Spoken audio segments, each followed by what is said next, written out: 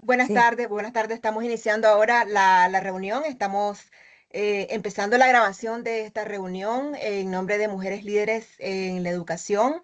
Les damos la más cordial bienvenida a este tercer y último webinar de una serie que hemos estado realizando desde Mujeres Líderes en la Educación para hablar sobre diversos temas. El día de hoy estaremos descubriendo nuevas miradas en la educación especial y alumnado TEA. Para ello nos acompañan expertas que nos van a contar desde su experiencia cómo trabajan este tema en el aula para generar entornos educativos más inclusivos, estructurados y emocionalmente seguros, de manera que favorezcan el desarrollo personal, social y comunicativo de cada estudiante.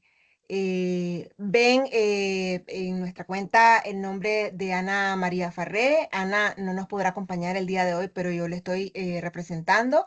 Y en nombre de ella agradecemos que estén ahora compartiendo sobre este tema a Gema Revilla, directora gerente del Colegio CEPRI, a Cristina Gómez, directora académica también del Colegio CEPRI. Nos acompañan Sara García, quien es psicóloga sanitaria especializada en autismo en mente atípica, y a la brevedad posible se conectará Irene Ranz, que es presidenta de la Fundación Aprender. Bueno, se trata de conversar sobre cuáles son las buenas prácticas y cuáles son los retos en este tema. Quisiera ceder primero la palabra a Sara, que nos cuente desde su experiencia en mente atípica, cuáles han sido esas buenas prácticas que, digamos, que han guiado el hacer en este caso, de mente atípica alrededor del tema. sí, perdón que interrumpa. Por fin he conseguido conectarme haciendo aquí las Ah, muy pruebas. bien, Irene. Estoy orgullosa de mí misma de haberlo conseguido porque yo las tecnologías me encantan, pero en fin, cuando se me tuercen, gracias Leslie Sí, por iniciar. gracias, Irene. Apenas estábamos iniciando, estaba presentando a las participantes. Sí, Qué bueno que te has podido unir, así es la tecnología.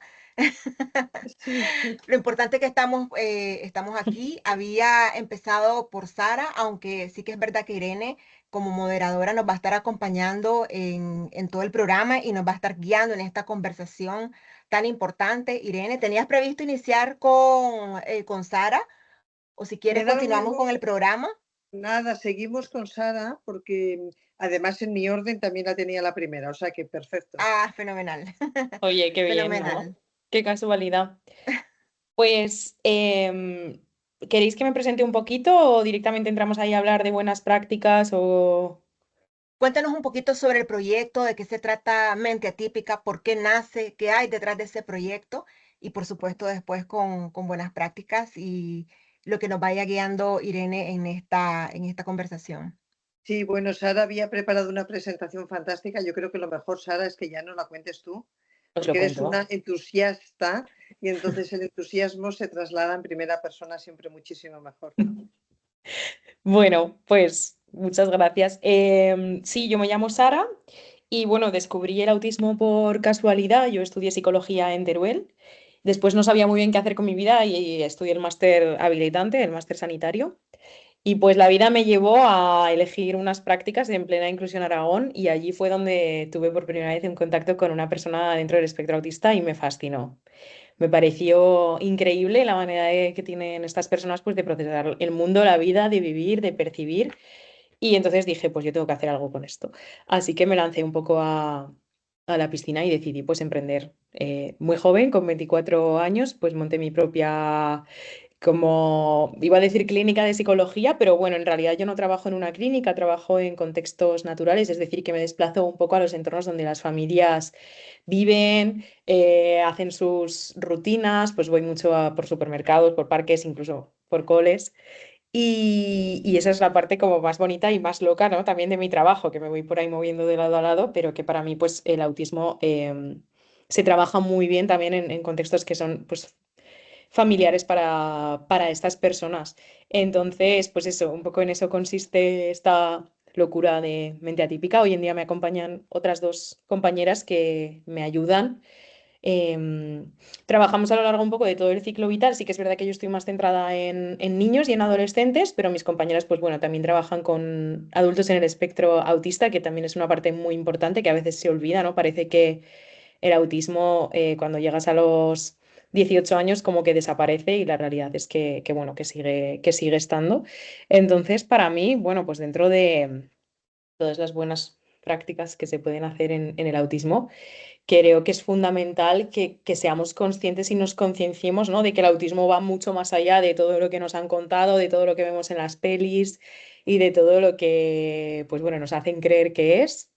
Que como buen espectro, cada persona con este diagnóstico es única y aquí mis compañeras en el cole, vamos, verán muchísimos casos y nos podrán poner un montón de ejemplos y que, bueno, que creo que es necesario salir un poco de esa perspectiva de que todas las personas autistas son iguales, sino que al final, pues por eso mismo ahora el autismo se representa con un infinito, porque hay infinitas posibilidades dentro de ese mismo diagnóstico y yo pues rompería el hielo un poco con que para mí lo más importante es que las propias personas autistas y las propias familias salgan como digamos de esos ladrillos, ¿no? Que parece que componen el autismo y se abran un poco a este mundo y a individualizar muchísimo pues todos los apoyos que creamos o cómo percibimos a cada persona. Vamos, que podría estar hablando de esto 25 horas, pero por romper un poco el hielo, yo creo que para mí lo más importante es transmitir esto. Yo, fuera del guión, porque soy así, claro, yo digo, ¿pero qué es el autismo, Sara? A ver, una definición nada técnica, pero para que los que estamos todos rodeados de personas maravillosas autistas, pero que queremos explicar o encontrar una explicación, ¿cómo definirías tú el autismo? Vaya pregunta que te hago así de entrada. Así de primeras, ¿no? Pues bueno, el autismo es una condición del neurodesarrollo que lo que hace es que bueno, a mí siempre me gusta también hablar mucho de neurodiversidad, ¿no? ¿Qué quiere decir neurodiversidad? Pues que cada persona procesamos la información y percibimos el mundo de maneras diferentes. Y dentro de estas maneras diferentes que tenemos de procesar el mundo, pues hay personas que son las personas autistas que lo procesan y lo viven todo, pues con algunas características en común que pueden ser muchísimas, ¿no? Pues como decía, son muy diversas, pero muchas veces está el tema de la comunicación, las personas autistas se comunican de manera diferente a nosotros muchas veces. Ya hay personas autistas pues que a lo mejor no tienen un lenguaje verbal, pero luego hay otras personas que tienen un lenguaje verbal, pero por ejemplo pues a nivel social les cuesta un poquito más. Se comunican a través de frases de películas que les gustan, por ejemplo, perciben los sentidos los perciben de manera muy diferente. Hay veces que pueden tener una hipersensibilidad, es decir, que pueden percibir con mayor intensidad. O por lo contrario, pues también hay personas dentro del espectro autista que perciben ahí con una hiposensibilidad. No sé, ¿qué más, chicas? Es que así en frío, claro, yo podría Bueno, estar hablando así, de esto. bueno, pero ya vamos entrando un Eso poquito, ¿no? es. En esta neurodiversidad. Nosotros en aprender, claro que atendemos niños autistas, pero claro, no son los que atendéis vosotros. En este espectro, claro, nosotros podemos atender a los de un extremo, ¿no? A estos que, estoy trabajando, perdón, a estos niños que consiguen que el mundo de un cole normal, un cole además como el nuestro, en el que trabajamos en cooperativo y sorpresas y descubrimientos, yo siempre le digo, cuando los niños autistas nos pueden soportar, entonces nos necesitan y les podemos ayudar. Pero claro, es un extremo. O sea, de ahí hacia el otro lado, pues hay una diversidad muy grande. Y a mí me surge, y ahora ya me dirijo un poco a las directoras del cole, ¿no? Este espectro, está claro que hay niños autistas, antes se llamaba profundo, no sé si el término es oportuno, hay niños que no hablan o que tienen una comunicación, pero claro, el espectro es enorme. Entonces, qué difícil, ¿no? Qué difícil es hasta qué punto o en qué momento un niño autista puede estar en un cole ordinario y en qué momento el niño necesita un cole especial. Esto que es tan difícil y tan difícil a veces para la familia, hay casos que son claros. Los casos claros que pueden estar conmigo, los casos claros que tienen que ir a especial. Pero ¿qué pasa con los intermedios? Sara, seguro que tú también los atiendes, pero ¿qué pasa con las familias y los colegios? No sé, Cristina, Gema, quien creáis. Gema, como quieras, o... Sí, dale. De esto sabes un Eh, poquito. hola, buenas tardes. Yo soy Cristina Gómez. Llevo trabajando con alumnos con TEA desde el año 2000 Yo en el cole empecé de auxiliar de aula y luego pues trabajé de maestra de aula, tutora de aula y a día de hoy pues que me dedico a la dirección académica del centro, ¿no? Entonces en nuestro cole, lo digo un poco como para enmarcar en el entorno donde nosotros trabajamos. Entonces nosotros trabajamos en un colegio de educación especial específico de alumnos con TEA y discapacidad intelectual. Y además tienen otras comorbilidades y otras discapacidades asociadas. Entonces, dentro del mundo TEA, efectivamente, como dice Sara, es un espectro. Trabajamos con grado 3, grado 2 de autismo. Efectivamente, también ha habido niños en nuestro cole que, como dices Irene, han pasado a la ordinaria, han pasado por nuestro colegio por un periodo de tiempo para darles unas herramientas y luego facilitarles el paso a la escuela ordinaria. ¿Vale? Es raro, teniendo en cuenta el grado en el que se encuentran, es más fácil que vengan de la ordinaria a la especial que no de la especial a la ordinaria. Entonces, en este ámbito, desde el punto de vista que nos preguntas de qué pasa con las familias, tanto para un lado como para otro, tienen miedo. Cuando están en el aula TEA de la escuela ordinaria y se les derivan a una escuela al cambio de modalidad a especial, tienen en muchos casos primero rechazo. ¿Por qué? Porque no conocen el ámbito de la educación especial. Y luego hay veces que se le dan las herramientas y vuelven a la escuela ordinaria para proponerles una escolarización combinada y no quieren porque tienen miedo. ¿Por qué? Porque sus hijos en la ordinaria lo han pasado mal. Vale, entonces, dentro de este ámbito del espectro del autismo, como ha comentado Sara, efectivamente, la comunicación se ve muy alterada. La función ejecutiva también. ¿Qué pasa? Que no son capaces de tomar, la función ejecutiva afecta en la toma de decisiones y traspaso de la información, transiciones y demás. También la regulación emocional, que afecta a la frustración de la persona y a nivel de sensibilización sensorial. Entonces, todo esto abarca una persona en mayor medida que tiene autismo. Y en el colegio lo que hacemos es darles estrategias y herramientas para que sean capaces de enfrentarse a su vida diaria. Y eso es lo que diferencia la escuela ordinaria de la escuela especial. En la escuela especial se enseñan habilidades adaptativas, que seas capaz de desenvolverte en un entorno normalizado. Y también, como hace Sara, nosotros uno de nuestros proyectos educativos es la de trabajar por entornos, entornos naturales de aprendizaje. Nosotros trabajamos igual en un comedor escolar, que trabajamos igual cuando nos vamos a la compra, que trabajamos igual en casa, que hay terapeutas que van a las casas para adaptar los entornos de los chicos. Un poco eso es, no sé si he contestado a tu pregunta o no, Irene, Bueno, toda la pero información que nos deis es bien recibida porque sois expertas y realmente yo sé que para las familias es un paso complejo, efectivamente. Pero, ¿cómo funciona vuestro cole, Cristina? No, Gema, a ver, cuéntanos, porque es tan importante conocer la existencia de colegios específicos, cada vez es más difícil tener colegios específicos y yo soy una defensora de que haya colegios específicos de todo, porque cada uno somos como somos y a uno nos va bien una cosa y a otros bien otra, que las familias tengamos el derecho a decir, para mi niño este es el colegio oportuno. Así que cuéntanos vuestro colegio como recurso Bueno, fantástico. pues te voy a dar la razón, Irene, no hay mucho colegio específico. De hecho, CEPRI fue el primer colegio específico de autismo de la Comunidad de Madrid. CEPRI pertenece a una asociación que también tiene centro de día y residencia, que además cumplimos 45 años esta semana. O sea que fue pionero en ser específico en TEA. De ahí a que el alumnado con grandes necesidades, como estaban contando Cristina, o sea, llega a nosotros a la educación especial. Es cierto que para los padres es muy difícil. Cuando viene un papá de un colegio ordinario, su primera sensación es, mi hijo no es como los otros niños. Bueno, tu hijo es especial y tiene otras necesidades y hay que dárselas. Por supuesto que nosotros la inclusión la defendemos, pero bien, bien hecha. Y hay realidades de que no sería una buena inclusión dejar en un cole ordinario a un niño con autismo con esas necesidades, ni sería bueno para él, ni sería bueno tampoco para los otros niños. O sea, entonces al final el tránsito es muy difícil, sobre todo para los padres, pero hay algo que siempre sucede.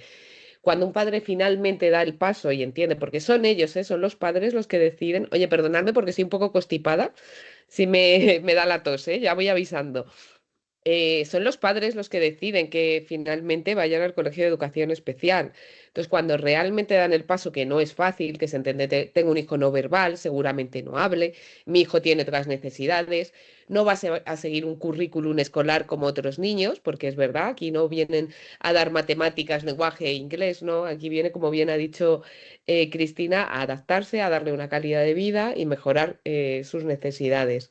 Entonces, cuando los padres finalmente dan el paso, te aseguro que luego ninguno quiere volver atrás. O sea, porque el cambio es monumental. Porque también hay algo que a veces se nos olvida y los profesionales de la docencia que hay en ordinaria son profesionales docentes de ordinaria. No son específicos como tenemos terapeutas o como tenemos en CEPRI, porque al final uno ha estudiado para ser profesor y luego al final la vida pues te encuentras con que cada vez pues, hay más niños con necesidades especiales, sí, 1 de cada 100 niños ya nace con autismo, es una realidad, pero el profesorado de la ordinaria no está ni tiene por qué estar preparado para eso y eso también es un problema. Y al final cuando los niños llegan a un colegio de educación especial y están trabajados por profesionales, los padres lo ven, hay menos crisis, hay menos problemas de conducta, no te están llamando a las 12 para que vengas a por el niño, porque obviamente la profesora de ordinario tiene que atender a otros 15, aquí hay 3, 5 niños a lo mucho en aula. Entonces, al final cuesta, por supuestísimo, para eso también están las orientadoras, psicólogas, el equipo de dirección con Cristina para orientar a los padres y que tomen la mejor decisión, que siempre, obviamente, es de ellos. Pero te aseguro que los que deciden entrar, es que ni 3 meses, yo sobre todo por los últimos niños que he visto, que yo tengo mucho trato con los padres más cercanos, todos me lo dicen. O sea, el cambio es, o sea, brutal. El cambio es que ahora está con los profesionales que tiene que estar, que son los especialistas. Si a mí me duele el pie, no voy a ir al cardiólogo. El cardiólogo no Ujú. me va a decir nada, será médico también, pero no es especialista, tendré que ir al traumatólogo. Pues esto es un poquito así para que la gente que no está en entornos TEA o en colegio de educación especial lo entienda. Y es un cole igual que todos los demás, lo único que nos adaptamos a sus necesidades. Pero los niños tienen sus fiestas, juegan, se divierten. Es un cole. Sí, Claro, es un cole, porque los niños necesitan estar en el cole y socializar en la medida que pueden. a ver, A mí me parece, perdona, sí, te dejo enseguida. Me no, parece que obligar a un niño a socializar, como nos pasa a nosotros con el cooperativo, pues yo sé que es que, bueno, pues que no, no pueden. Y entonces, hacer a los niños vivir fracaso es lo peor que podemos hacer con ellos. Por eso las familias tienen, yo creo, esa resistencia, pero luego se alegran porque el niño empieza a vivir éxito. Em, efectivamente. claro. Cristina, querías decir, perdona. No, que hablando un poco del tema, efectivamente, como comentaba Gema, el tema un poco de los colegios de educación especial, eh, yo soy una defensora del colegio de educación especial porque efectivamente los colegios de educación especial no somos guetos, somos un sitio especializado para dar unas herramientas a los alumnos. ¿Qué necesitan? Como una persona que tiene un problema motórico, necesita una silla de ruedas, una muleta, etc. El colegio de educación especial que atiende alumnos con TEA es exactamente lo mismo. Nosotros damos estrategias para la comunicación, estrategias para su control conductual. ¿Cómo lo hacemos? Pues a través de todo el tema de la accesibilidad cognitiva. Entonces, adaptando toda la información que nos rodea a nuestro alrededor con claves e imágenes, y para los chicos con las personas autistas necesitan esto es como su herramienta fundamental, toda la estructuración del entorno. Esto nos lo ha venido demostrando a lo largo de los años nuestra metodología, que hace ya mucho tiempo, y de hecho es que es corroborado. O sea, tú cuando entran niños al colegio de educación especial y les enseñamos, porque no se trata de poner un pictograma, una fotografía delante, hay que enseñar el manejo de la herramienta. y empiezan a comprender el entorno y lo que les rodea y lo que le estás diciendo, cambia su conducta. Muchas veces la frustración que se produce en ellos no es porque que puede malinterpretarse como un niño maleducado, porque la gente lo desconoce y a lo mejor ves un niño que se tira por la calle por algo que no comprende, sino es simplemente es la forma de comunicarse que tiene esa persona. Entonces, nosotros estamos en los centros de educación especial, como el nuestro, para facilitar esa comunicación y encauzar y conducir ese comportamiento a través de las estrategias y herramientas adecuadas. Y para eso, efectivamente, se necesita una formación del profesorado. Entonces, ¿qué es lo que pasa? Que en los centros, como comenta Gema, ordinarios, el profesorado sabe lo que tiene que saber y lo hace fenomenal y de la mejor forma. Y de ahí también se está viendo el aumento de casos en los centros de educación especial por el fracaso, entenderme, entre comillas, de las aulas TEA, porque el personal no está formado y además porque el entorno, que es muy importante en los alumnos con TEA, no está adaptado. O sea, un comedor de un colegio con 300 alumnos no es factible para un niño que tiene problemas sensoriales, hipersensibilidad al ruido o en todo el entorno para él desde su punto de vista de función ejecutiva desestructurado. Esto es como si te vas al metro yo qué sé, de China, que no comprendes nada y de repente empiezas a ver venir la gente, tu cabeza se desespera. Pues eso es un poco el ejemplo que le pasa a las personas autistas. Entonces, de ahí la importancia de la estructuración del ambiente y del lenguaje claro, conciso y un poco eso, ¿no? Es la dinámica que hacemos en el centro, la metodología. Has tocado un tema para mí clave.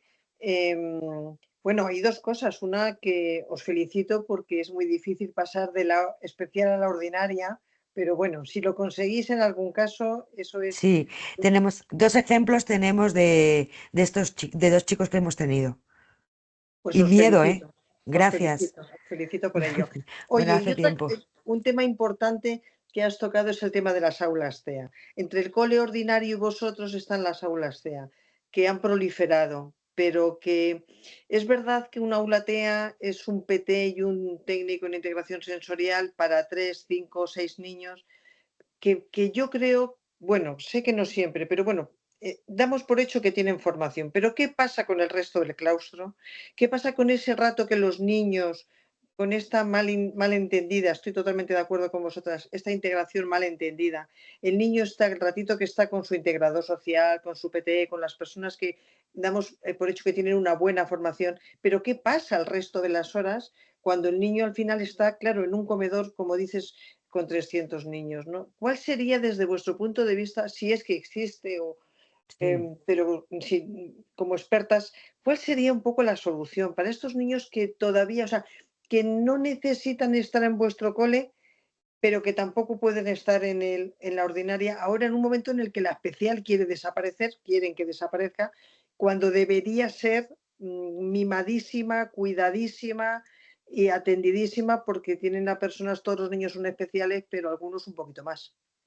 Bueno, pues yo, a ver, no sé si queréis hablar, compañeras, que si no me salen a mí las palabras, no sé si queréis opinar, o sea, si no, yo voy avanzando y luego aportáis lo que tengáis que... Yo que Sí, me gustaría aportar aquí una cosa, que es que, claro, cuando se propone como abolir un poco eso, los centros de educación especial, creo que no se tiene en cuenta que el sistema en el que vivimos es que es imposible, es que es insostenible. Ojalá pudiese haber una inclusión real en los centros ordinarios en los que tuviésemos, pues cada niño autista, por ejemplo, 2 o 3 personas de referencia única y exclusivamente para él. Pero lo que decían las compañeras es que a día de hoy creo que es que es que sí, es imposible que esto sea. Nada, simplemente quería lanzar esta reflexión y ahora te escucho, Cristina. no, efectivamente, Sara, yo estoy de acuerdo con lo que comentas. A día de hoy es imposible. Más Mm, que nada por lo que comentaba antes, porque el profesorado no claro. está formado. O sea, vamos a ver, la pedagogía terapéutica abarca como carrera universitaria a muchos ámbitos del tema de la educación especial. La educación especial es muy amplia y dentro está el autismo. Entonces, esto requiere una especialidad, una especialización y una formación más especializada, si se cabe, perdonad la reiteración de la palabra.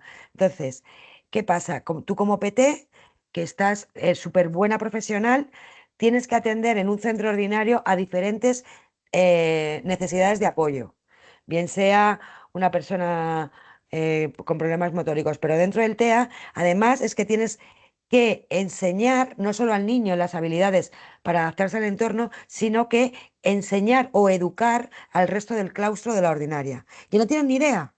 Y además, y además el espacio no está adaptado. Entonces, a día de hoy lo veo imposible, inviable, al no ser que se invierta realmente en los centros ordinarios, en una buena inclusión, en una buena formación del profesorado, en habilitar espacios para este tipo de alumnado.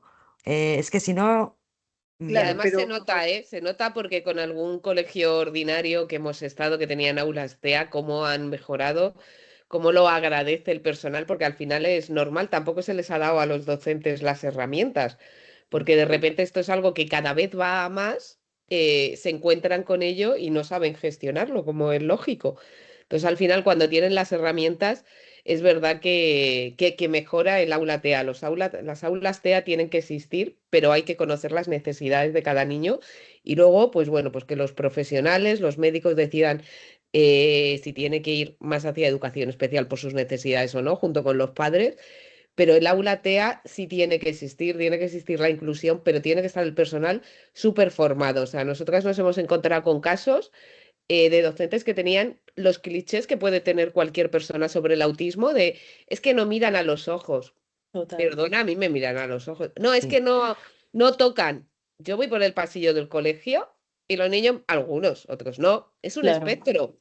Y al final, claro. como espectro que es, hay de todo. Entonces, nos hemos hecho la idea que el autismo es el Don Cooper, que es muy Sí. bonito y queda muy bien esto en la tele, decir Sheldon Cooper, que fue un genio, pero que tenía autismo, ¿no? Hay muchos diferentes tipos de autismo. Y al final, pues hace años lo que se trasladaba o lo que entienden mucho equipo docente eran esos clichés y es los que hay que quitar.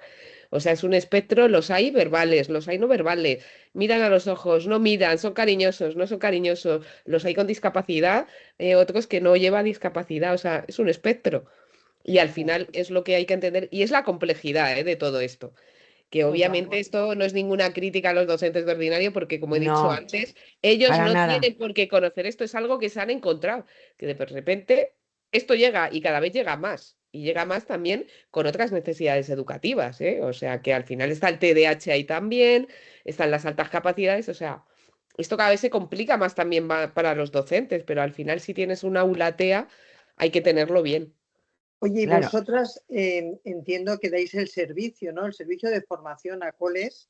Mm. Claro, porque eso es una parte fundamental, es decir, no vale cualquier formación. La formación de alguien con una experiencia de 45 años quizás ya es una formación, ¿verdad? Hay un tema que hablamos de que es imposible la inclusión en un cole ordinario. Claro, en un cole sobre todo de 2.000 niños. Es que yo creo que en un Eso cole de es. 2.000 niños no cabe ninguno de los 2.000 niños, o muy claro. pocos. Entonces, claro, porque yo me imagino, ¿no?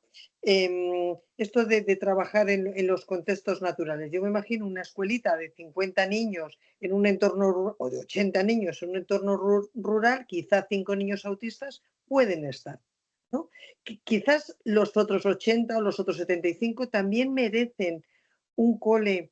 Yo creo que deberíamos recuperar un poquito la sensatez, ¿no? Las grandes ciudades no sé hasta qué punto son sensatas, son prácticas por algunas cosas, pero ¿dónde queda, no? La esencia, la identidad, el niño. Sara, porque en los entornos naturales, como tantos otros niños neurodiversos, funcionan de otra manera. Sí, eso es. Bueno, cuando hablo de que trabajo en entornos naturales, quiere decir que trabajo en entornos donde las familias suelen vivir. Es decir, no tiene por qué tener que ver con el entorno rural ni nada.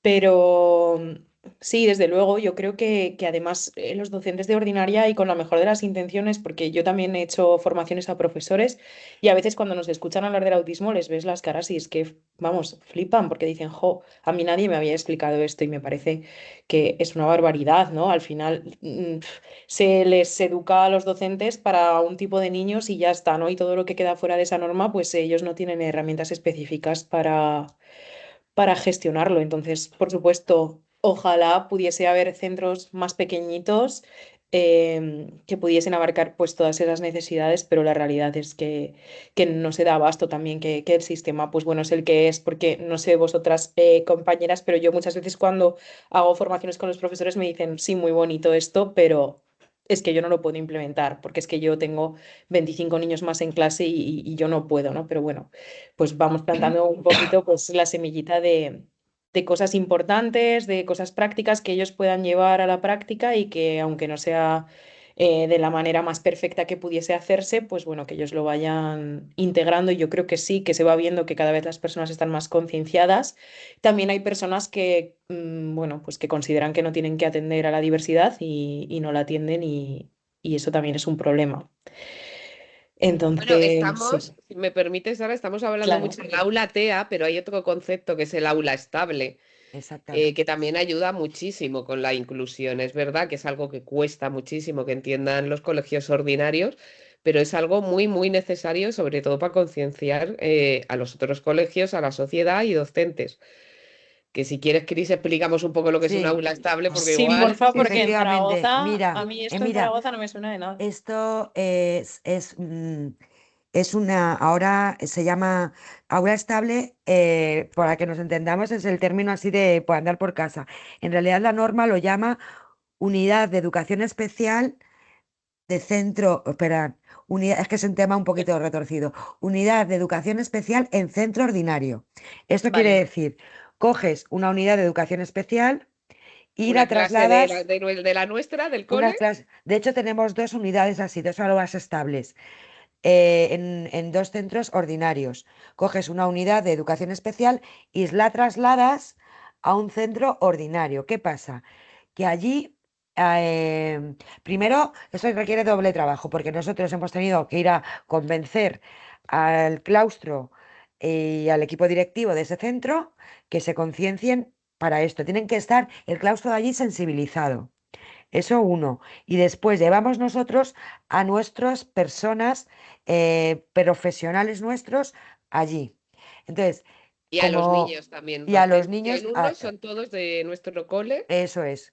Ellos forman parte de CEPRI, pero están ubicados físicamente en otro lado. Y allí comparten comedor, ¿vale? Y adaptan el entorno. ¿Cómo? Con claves visuales y dándoles las herramientas que necesitan en ese entorno.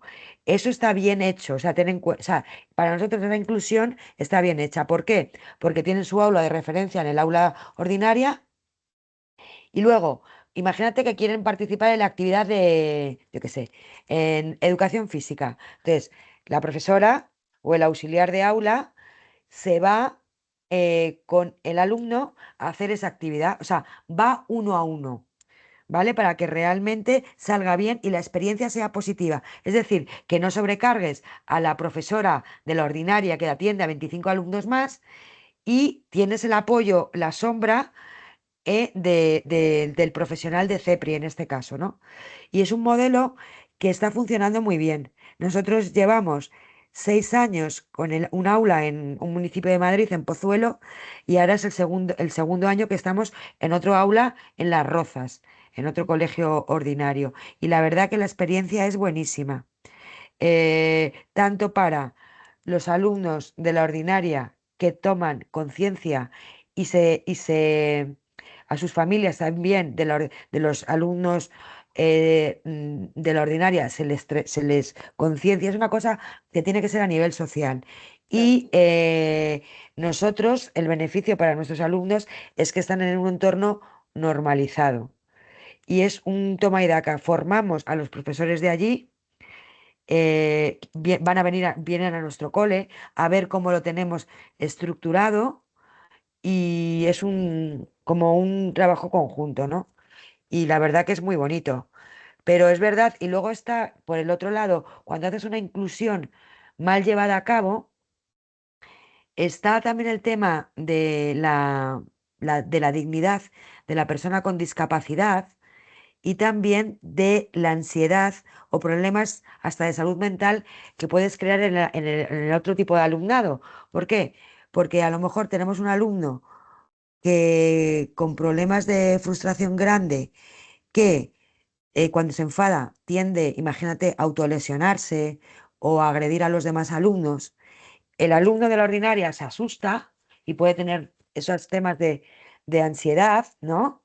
Y el alumno con discapacidad, con autismo, eh, oye, está también como la dignidad de esa persona está quedando infravalorada. Entonces, ¿para qué vamos a someter a esto si no estamos preparados ni unos ni otros? Entonces, es un tema que hay que cuidar con mucho mimo y manejar muy bien. Y un poquito eso. Eso es el aula Sí, estable. Eso es. claro, pues suena muy bien porque, claro, habéis dado una clave importantísima, ¿no? El claustro tiene que estar Eso es. concienciado. Esto es cosa Es, de todos y desde luego solo hay inclusión real si todos los que compartimos un espacio así lo pensamos y así lo creemos. Eh, Sara, dices una cosa que me parece muy interesante y es que es importante implicar a la familia y a la persona, a la propia persona con autismo en el propio proceso terapéutico. Cuéntanos un poquito, que me parece muy interesante esta inclusión dentro de la terapia. Es decir, estoy con especialistas, pero cuéntanos. Vale, pues sí que creo que es esencial y como decían aquí las compis, el tema de con los padres y con la familia, el dialogar y que ellos sean conscientes también de los desafíos que tiene su hijo, porque muchas veces cuesta mucho aceptar que tu hijo tiene una discapacidad porque cuando tenemos un hijo, pues bueno, todos tenemos unas expectativas, ¿no? Y cuando esas expectativas no se cumplen también es muy duro y es muy complicado por la etiqueta en sí, también por la sociedad en la que vivimos, ¿no? Que pues lo que llevamos hablando este rato, a veces no estamos preparados pues como para aceptar esa diversidad dentro de la sociedad. Entonces es muy importante concienciar y explicar también a los padres, yo invierto mucho tiempo en esto, en explicarles un poco pues cómo funciona la mente autista, esos desafíos que aparecen a nivel comunicativo a nivel de funciones ejecutivas, cómo ellos desde casa pueden apoyar en esa regulación emocional, en ese pues pictografiar y estructurar un poquito la casa pues para que la persona pueda desarrollarse y llevar una vida cómoda también allí, ¿no? En su casa, que creo que es súper importante y que cuando vayamos al parque pues también él tenga como sus maneras de interaccionar de manera segura, ¿no? Que a mí me gusta mucho pues eso, trabajo también desde la intervención centrada en la familia para que la figura del terapeuta un día pues también pueda desaparecer, ¿no? Porque vayan siendo pues esos propios padres, en este caso las personas que acompañan a la persona, los que adquieran esas herramientas para poder acompañarles. Y lo igual de importante es involucrar a la persona, ¿no? Siempre que se pueda. Es verdad que cuando trabajamos con personas con un autismo grado 3 que es que tienen grandes necesidades de apoyo, a veces es difícil que ellos mismos nos verbalicen las decisiones que pueden tomar, aunque siempre, por supuesto, nos pueden verbalizar, pero muchas veces necesitamos como esa figura de al acompañante para que se puedan regular, sobre todo en el tema de las emociones, que a veces es muy difícil que las personas autistas se regulen, pues por lo que decíamos antes, al final vivimos en un mundo que a ellos pues muchas veces les satura. Pero sí que con perfiles más adolescentes, más pues niños que se van haciendo más mayores, que tienen un lenguaje verbal. Y, bueno, pues que tienen unas capacidades cognitivas buenas, a mí me gusta mucho y me parece muy interesante poder explicarles a ellos también en qué consiste el autismo, cuáles son sus características dentro de este diagnóstico, qué tal se sienten ellos, incluso que sean ellos los que les expliquen a los propios compañeros de clase, por ejemplo, cuáles son sus propias necesidades, que entiendan las emociones, ¿no? Que muchas veces hay que enseñarlas de maneras muy explícitas porque es muy difícil interpretar las emociones y para mí esto es brutal, o sea, cuando una persona autista es capaz pues bueno, de detectarse a sí mismo que está teniendo una emoción y de pensar, vale, ¿qué herramientas puedo utilizar para gestionarlas?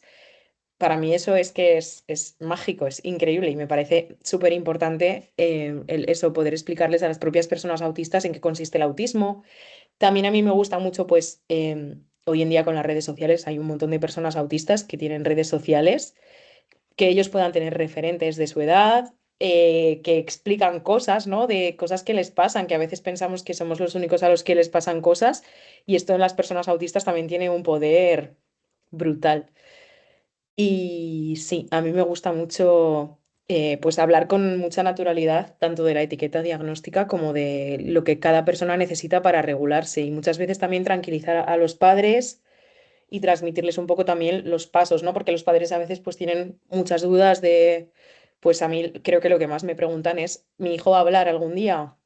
Ujú. ¿Podrá hablar? Y a mí esa pregunta, cuando empecé a trabajar, era como, wow, no sé muy bien cómo responder a esto. Y también pues es el transitar eso con las familias, ¿no? El decir, mira, pues no lo sabemos, pero sabemos que ahora hay otros métodos de comunicación que podemos utilizar que además pueden ayudar a que tu hijo pues pueda llegar a desarrollar el lenguaje verbal. Entonces es muy importante implicar pues a todas las partes que sean importantes para la persona, y por supuesto para mí la propia persona es esencial. Y muchas veces es verdad que hay que enseñarles explícitamente, ¿no? A ellos pues que tienen poder de decisión, que pueden elegir, que se pueden expresar, y todo ese proceso me parece pues importante, por eso lo comentaba así. Y esta parte de las emociones tan compleja, porque claro, quiero decir, a todos los niños ahora, o se debería, pero ya se va haciendo, ¿no? Esta educación emocional, de identificar qué es lo que me está pasando. Claro, con las personas autistas, os pregunto desde la ignorancia, ¿cuánto hay de esa falta de sensibilidad hacia la emoción, o si es, o es un exceso de sensibilidad y una dificultad en la expresión? O sea, realmente, ¿qué es antes, qué es después? Para mí es un gran enigma.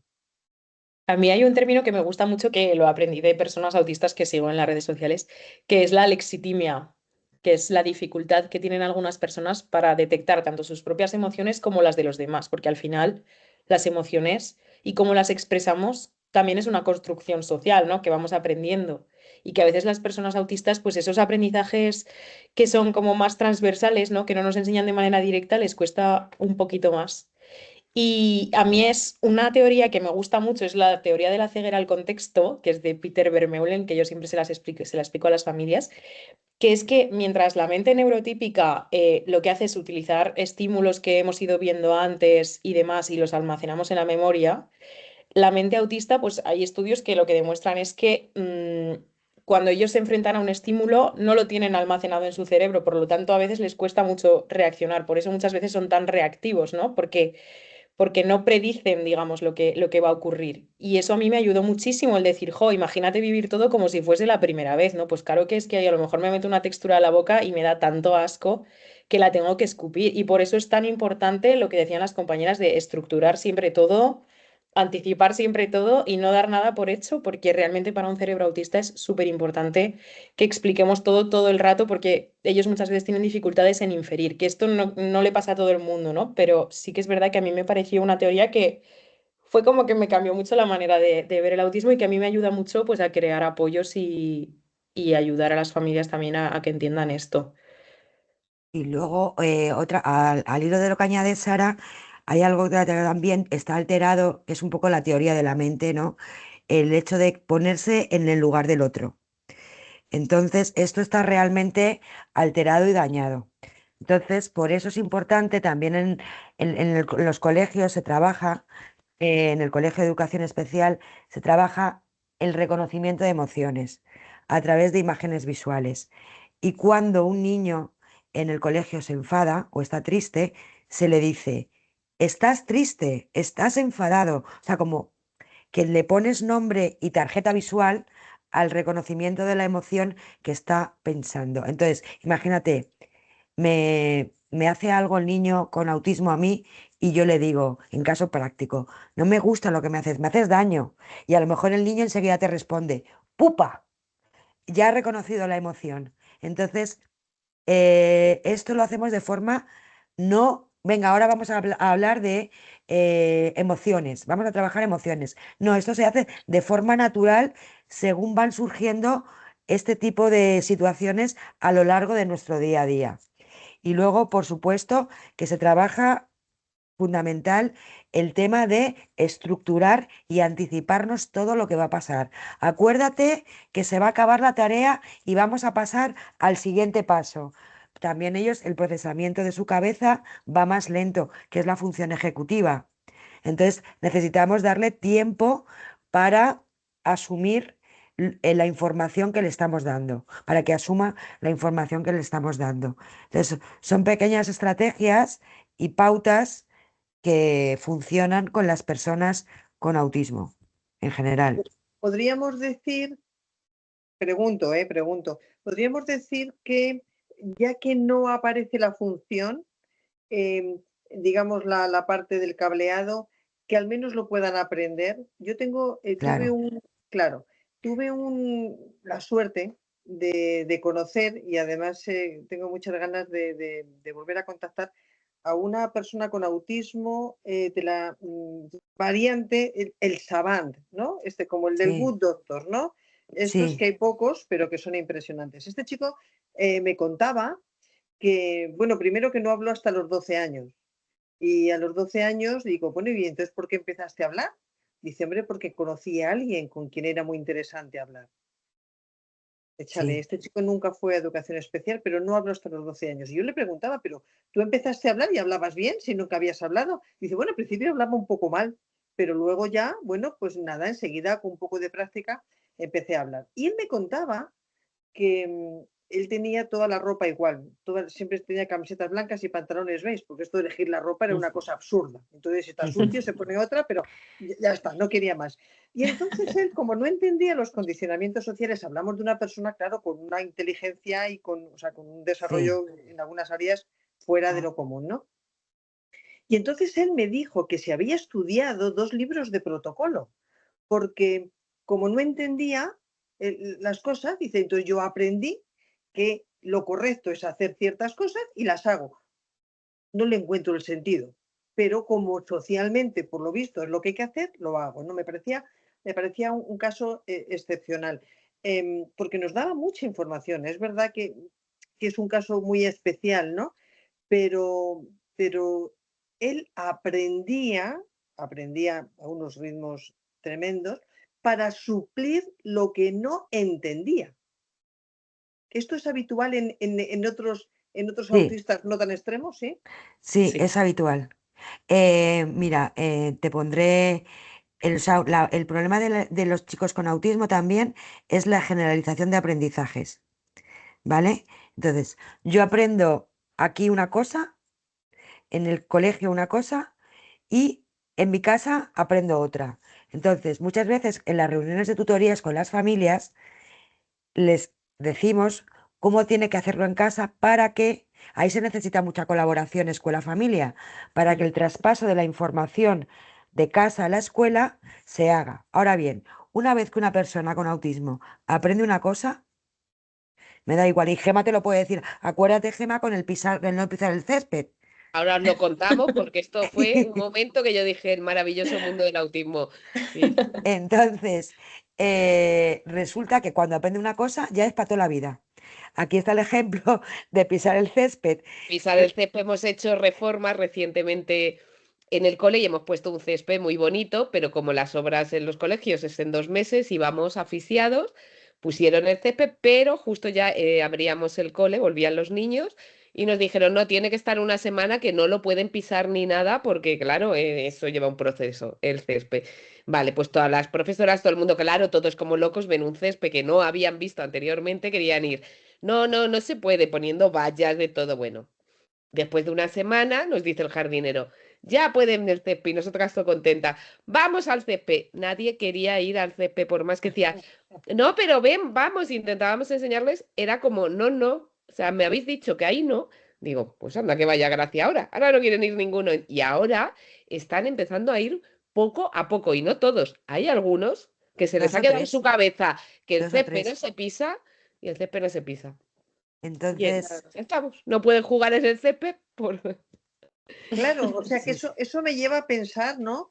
Lo importante del primer aprendizaje, o sea, de sí, cómo ellos la primera vez, o sea, claro, hacemos lo que podemos en el entorno, pero lo importante es que los especialistas van a mostrar las cosas bien, porque si se van a quedar para siempre, Sí, luego qué también, responsabilidad.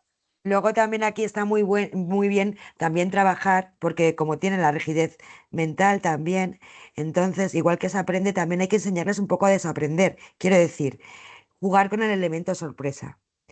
Hay pictogramas que nosotros tenemos en el cole que es sorpresa. Y a lo mejor, imagínate, mañana nosotros celebramos en el cole 45 años del colegio, ¿no?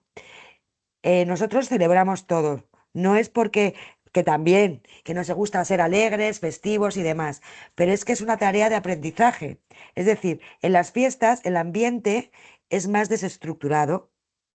Ellos probablemente mañana estén más nerviosos, pero tenemos que también enseñar a esto. Es verdad que dentro del desorden va a haber un orden, en el sentido de que les vamos a enseñar qué es lo que vamos a hacer a lo largo del día. Pero el elemento sorpresa lo tienen que también saber manejar. Y ellos te dicen, ¿qué hay? ¿Sorpresa? Ah, no sabemos. Dicen así. Entonces, pues también eso también hay que enseñarlo, ¿no? Para que también, porque con sus familias les pasa lo mismo. Les puede pasar un altercado y las familias tienen que saber que existe la posibilidad de ponerles un interrogante de sorpresa. Eso es. Entonces, pues un poco eso. Eso Bueno, también lo Marta. trabajamos y con los adultos, ¿eh? Porque a mí a veces Sara Codina, que es una mujer autista que tiene 40 años, me preguntó una vez, ¿pero cómo anticipo lo inanticipable? Y yo le dije, pues tienes que anticipar que siempre puede haber un imprevisto y eso es algo que al final tiene que integrar. Claro, las personas autistas necesitan integrarlo de manera más explícita. Nosotras, pues bueno, ya sabemos que a lo mejor, pues lo típico, ¿no? Vas al aeropuerto y quizás se retrase tu avión. Pero para las personas autistas es muy importante, pues eso, el Ponerle, saber el interrogante o el entorno desestructurado y que puedan sensibilizarse poco a poco a esto, que no siempre todo en la vida puede estar estructurado. exactamente. Eso es. Eso es. Claro. Y claro, eso es practicar la flexibilidad cognitiva. Eso Eh, es. y se practica y se va consiguiendo, supongo que según los casos, por supuesto, pero Sí, sí, sí, Sí, ahí, sí, sí, sí, sí, sí, sí, sí, sí. sí, sí. Unos casos cuesta más, como todo en la vida. Unos niños son más rígidos, otros más flexibles, pero se consigue. es que yo soy una defensora de la plasticidad neuronal. Por eso me encanta todo lo que estáis diciendo, porque ha habido momentos en los que casi, a ver, perdón, que no sé qué me ha pasado, en los que hace tiempo, ¿no? Un poco lo que nos llegaba de todo el trabajo con los niños autistas era demasiado paliativo, perdonadme un poco por la Sí, expresión, ¿no?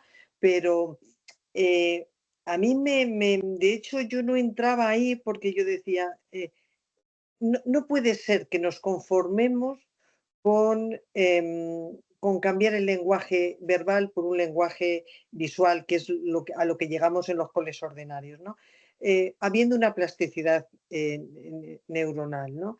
Em, y me gustaría entender eso un poco más con vosotras, ¿no?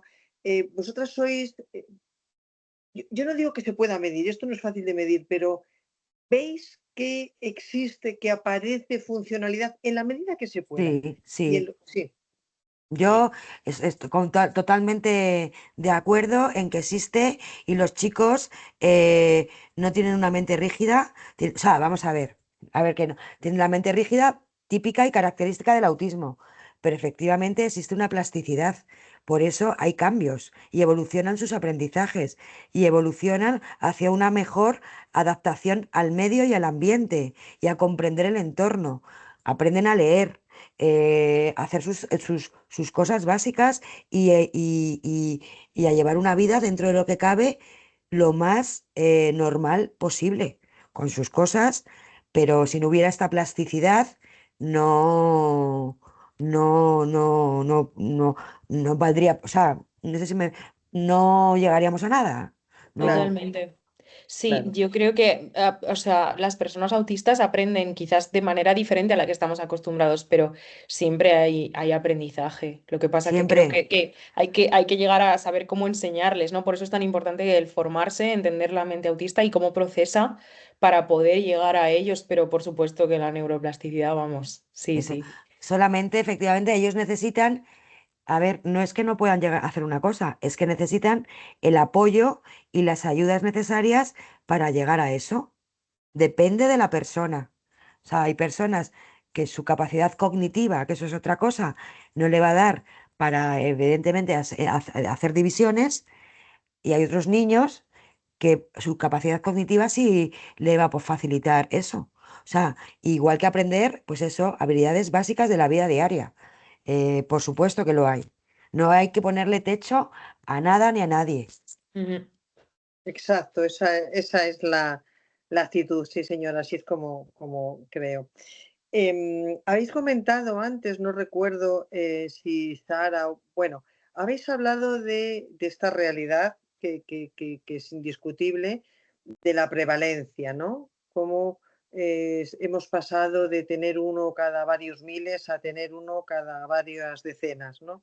Em, ya sé que sobre esto hay muchas teorías, lo que es indiscutible es que cada vez hay más, pero ¿cuánto creéis vosotros que esta vida del siglo XXI está favoreciendo que estas mentes para mí tan especiales y tan sensibles se vean tan afectadas? Vaya pregunta. Tela, ¿eh? ¿Queréis Ah, empezar vosotras o...? da igual, A ver, Sara. los datos están ahí, que te le he dado yo además antes, el de que uno de cada Sí. 100 niños.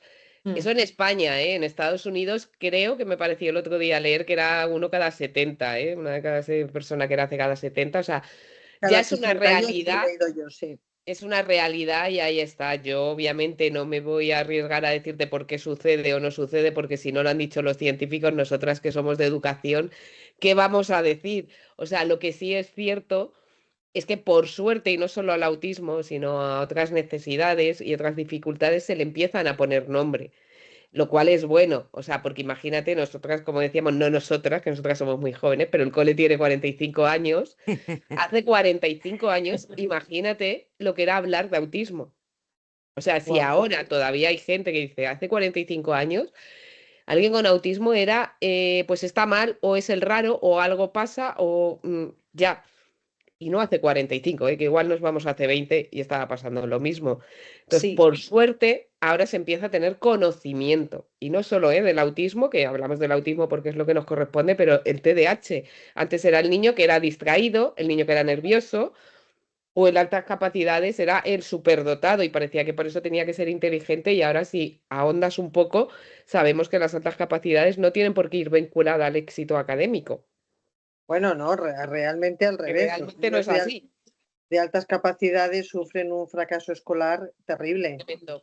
Pues por eso, o terrible. sea, que al final va a seguir sucediendo, por supuesto, o sea, está ahí, los datos son los que son y va a ir a más. El por qué, pues lo que te digo, no soy científica ni médico y si tengo una opinión personal me la callaré siempre, pero creo que lo bueno y que lo que hay que quedarse es que se le está poniendo nombre, se le está dando voz, se está conociendo, que fijaros hace muchos años lo que tenían que sufrir estas personas, y que ahora por suerte se le va dando voz y para mí eso es lo más importante, gracias pues a webinar como estos, a formaciones, a charlas, a televisión, que aunque a veces hace más daño que tal, pero otras veces ayuda. A veces que hace un poquito más de daño porque sale un señor diciendo que la causa del autismo es el ibuprofeno o el paracetamol, entonces bueno, Ah, pues sí. así estamos el mundo, Sí, pero no es la causa esa, o sea, claro. para mí lo importante con lo que me quedo es que se está dando voz. Está Efectivamente, dando que voz. se está dando voz, y también creo que ahora, a diferencia de hace unos años, se diagnostica mucho antes. Existe también los equipos de atención temprana, que antes no existían. Hay una serie de recursos que vamos avanzando poco a poco, no tanto como quisiéramos, pero sí que es verdad como que se está visibilizando más. Y es un poco, por ejemplo, el otro día estuvimos en una reunión ahí en Inspección Educativa y vinieron de otros coles de educación especial, para aunar la forma de trabajo con las personas con autismo. Eran coles generalistas y preguntaban un poco cómo hacíamos en los colegios específicos como para aunar la metodología, ¿no?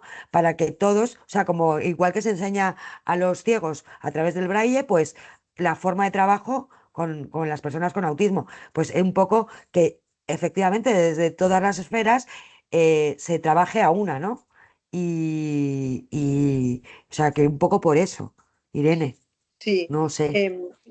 Sí, Bueno, perdona, no, perdona, sigue, perdona. sigue, Sara.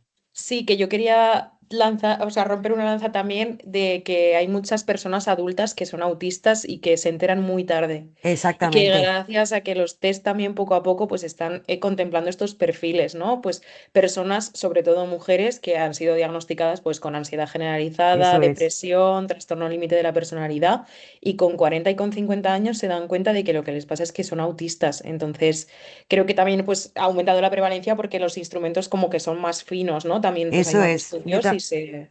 Estoy de acuerdo, Sara. Hay personas que les han diagnosticado tarde autismo. De hecho, Mm, nosotros hemos tenido un padre y una madre el curso pasado, creo recordar, que fue, no me acuerdo, que hicieron prácticas en el colegio, los dos estaban diagnosticados de autismo y vinieron a hacer prácticas al colegio para aprender a tratar a sus hijos que tenían autismo. qué bueno. O Claro, sea, y les diagnosticaron a ellos tardes. Es verdad que tú te fijas y parecían las típicas personas adultas raritas, pero es que ellos verbalizaban que les habían diagnosticado hace poco el autismo. El no, Y autismo ha claro, existido, existe y existirá, y eso es o una sea realidad. que Y además no se detecta en el embarazo, o sea, todos sabéis que es a partir de los 2, 3 años, o sea que seguir bastando. Lo único que ahora, pues como bien dice Sara, hay herramientas para detectarlo, para diagnosticar. Y claro, la gente que tiene 40 años en su época no se le diagnosticaba, ahora por suerte sí. claro. ¿Qué nos Mm, encontramos en la ordinaria? Nosotros, claro, como nuestro cole está dirigido un poco a niños con dificultades de aprendizaje, pues, bueno, y quiero decir, es como esa especificidad, no es que solo sea para ellos, pero claro, tenemos bastantes niños con TDAH. ¿Y qué nos ocurre? ¿Qué estamos viendo? Estamos viendo que nos llegan niños con diagnóstico en primaria, digamos, de TDAH, que cuando llegamos a la secundaria, eso evoluciona a unos rasgos autistas muy importantes. El niño ya lo era, pero le pusimos la etiqueta de TDAH, que parece que es una etiqueta que Que a vale para muchos, todo, sí. que vale para todo.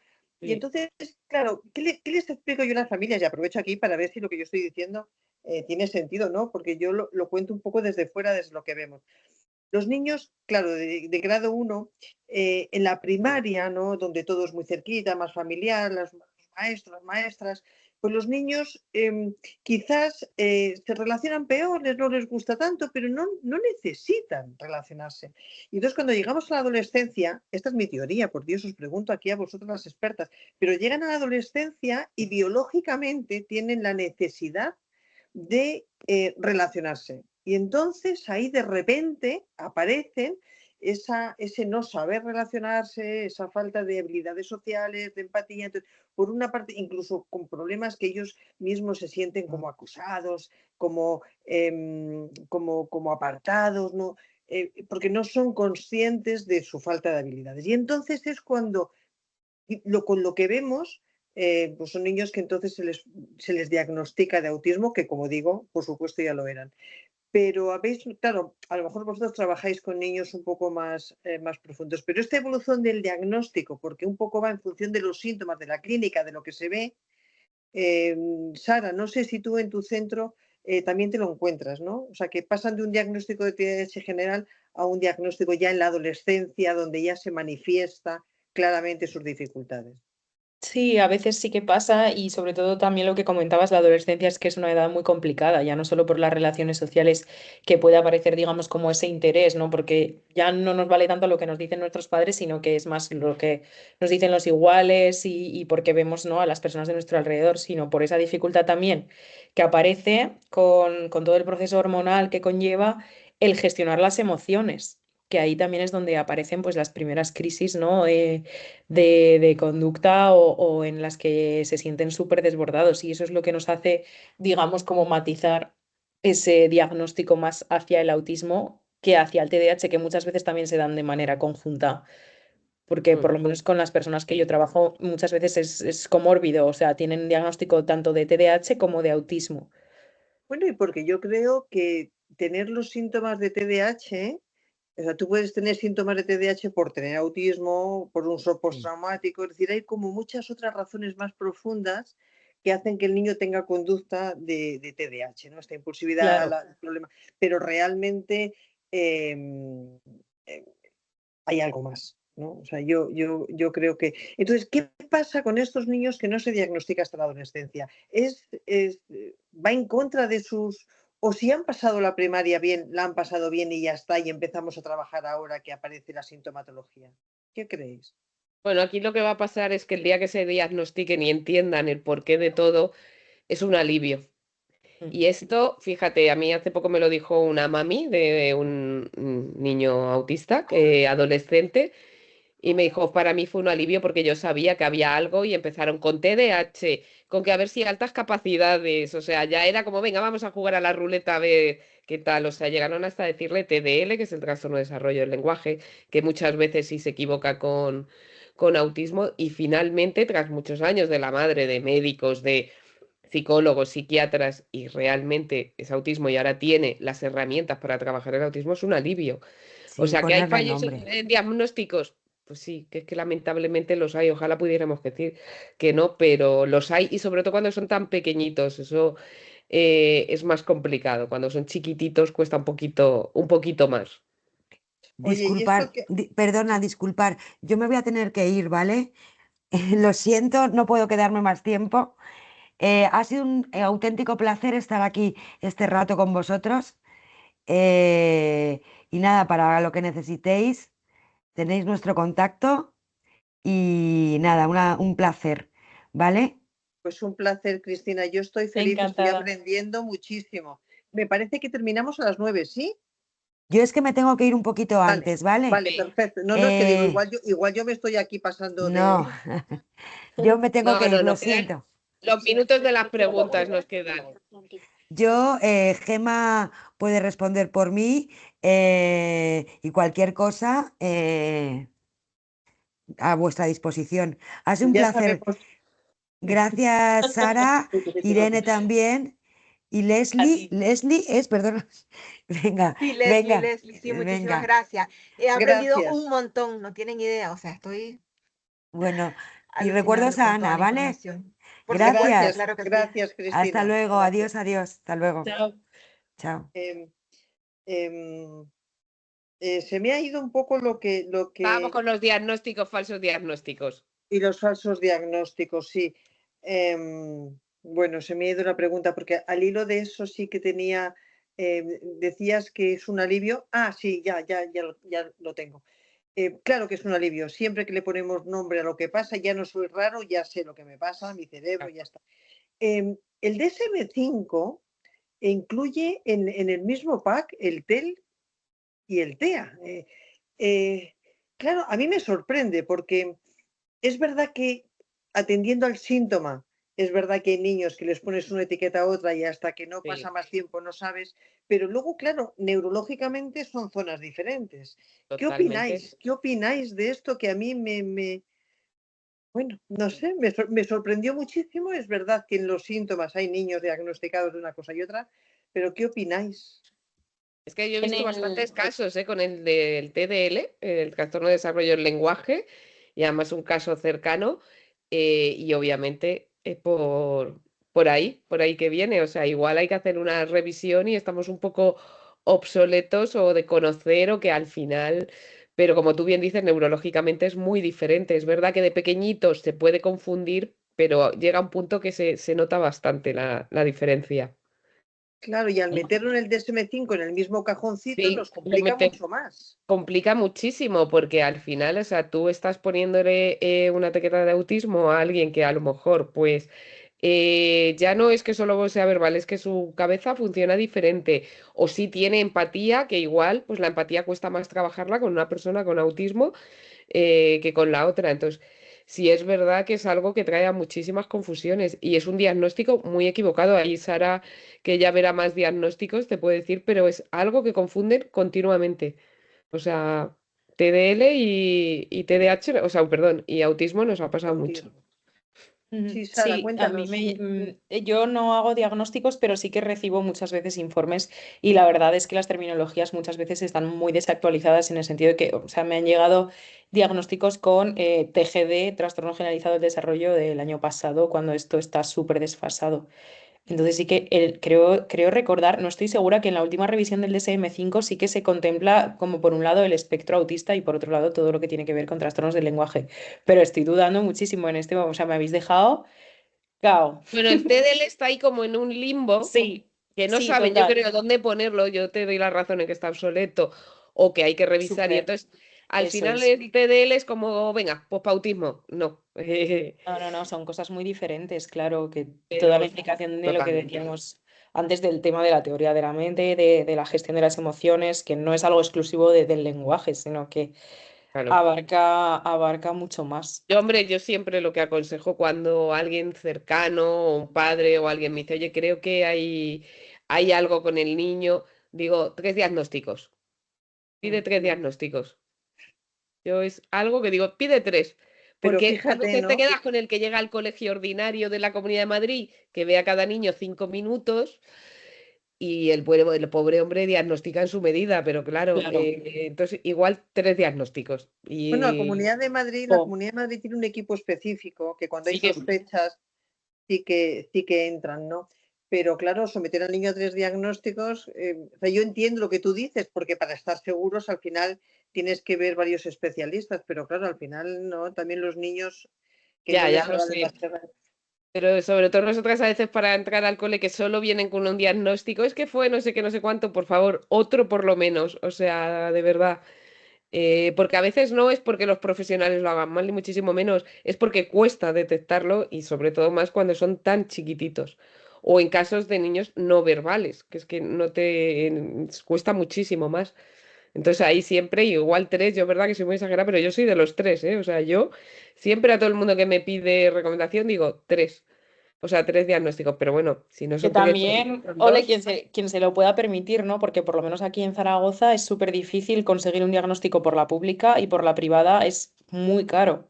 Y las listas de espera son Claro, bueno, claro, eso depende también de la interminables. comunidad. Aquí es verdad que por lo público más o menos, como Mm, bien decía Irene, la Comunidad de Madrid tiene un equipo que visita colegios ordinarios y en cuanto detectan algo, activan la maquinaria, pero es verdad que al final también son muy pocos especialistas para muchos niños y muchas veces de ahí puede total. venir el error inclusive. Y luego, claro, la otra opción es el privado, que quien se lo pueda permitir, que pueda pagar, oye, ¿qué es lo que sucede? Total, luego también hay un tema con el privado, aquí en Zaragoza por lo menos es así, ¿no? Que muchas veces para encontrar un especialista que esté especializado justo en autismo y haga un diagnóstico diferencial de calidad y haga las pruebas pertinentes, luego en la seguridad social muchas veces si es un diagnóstico de la privada no te lo aceptan. Si te toca un médico que no está de acuerdo Ya. con el diagnóstico y entonces encima te gastas muchísimo dinero para que encima no te acepten el diagnóstico, no se puedan hacer las adaptaciones que consideremos en las aulas, en fin, que creo que es verdad que es Es complejo, necesario, sí. es muy complicado el diagnóstico. Yo, de verdad, además, hay mucha necesidad. A mí es que prácticamente todas las semanas me escriben personas para ver si hago diagnósticos y hay muchísima necesidad.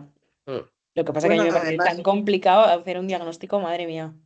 y bueno, hay que tener una habilitación especial para poder totalmente. diagnosticar. Por supuesto, sí, Sí, sí. sí. Y acreditarte en todas las pruebas que tienes que hacer, En porque las ASO todo, pruebas sí. son muy complicadas de pasar muchas veces. Entonces, Y sí, luego hay una complicación grande, como decís, cuando el diagnóstico es privado.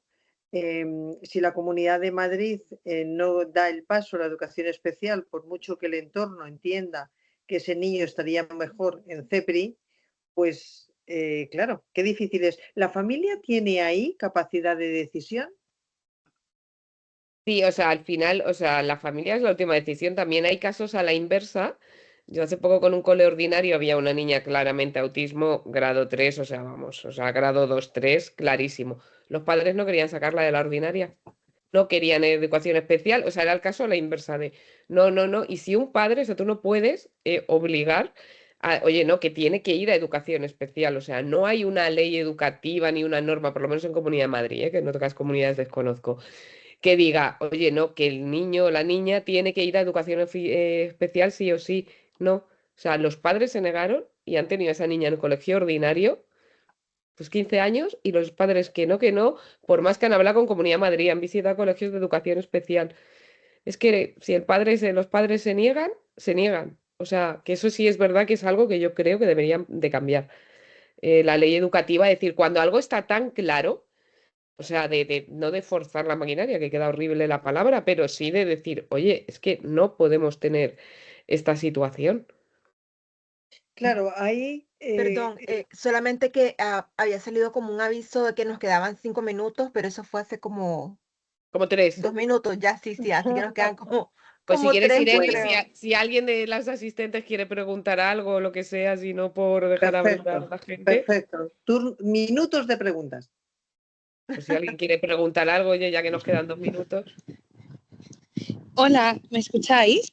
Sí, Sí, Perdón que no te ponga la cámara, es que estoy de camino a casa, pero bueno, me he unido un ratito al final. Ha sido súper enriquecedor escucharos. Yo conozco a Sara, es compi aquí en Zaragoza y compartimos trabajo con algunos peques.